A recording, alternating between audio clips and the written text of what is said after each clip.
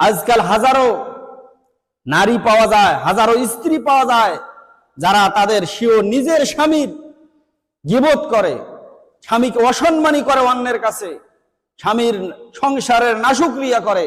ও বোন, তোমাকেই বলছি, তুমি যতই নামাজ পড়ো, রোজা রাখো, হজ করো, যাকাত দাও, যত কিছুই ইবাদত বন্দি করো না কেন, যদি স্বামীর নাশুকরিয়া করো, স্বামীকে অসম্মানী করো, স্বামীর গীবত করো, তাহলে তোমার কাল কিয়ামতের ময়দানে তোমার ফয়সালা হবে জাহান্নাম।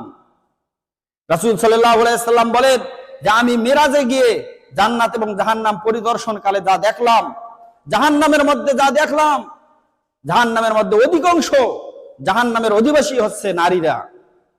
কারণ নারীদের প্রধান যেটা দোষ, সেটা স্বামীকে অভিশাপ দেয়, স্বামীর সংসারের নাশুকরিয়া করে। ও বোকা বোন, তুমি এতই বোকা, তোমার স্বামীকে এরকম লাঞ্ছিত অপমানিত করতেছো, আর সেই অপমানিত স্বামীর তুমি স্ত্রী হচ্ছ। চালাক তো সে যে তার স্বামীকে রাজা বানায় এবং নিজে সেই রাজার স্ত্রী রাজরানী হয়ে থাকে। তুমি এতই বোকা যে তোমার স্বামীকে তুমি চাকর বানাচ্ছ আর তুমি চাকরানী হচ্ছ। এটা বাস্তবতা নয়। তাই স্বামীর প্রশংসা করুন। বাবার বাড়িতে গিয়ে ভাই বেরাদারের কাছে, অন্যের কাছে স্বামীর যতটুকু আছে তার প্রতি নিয়ামতের শুকরিয়া করুন। আল্লাহ তাআলা স্বামীর প্রশংসা করলে সেখানে নেকি রাখছেন, সওয়াব রাখছেন, নফল ইবাদতের সওয়াব রাখছেন।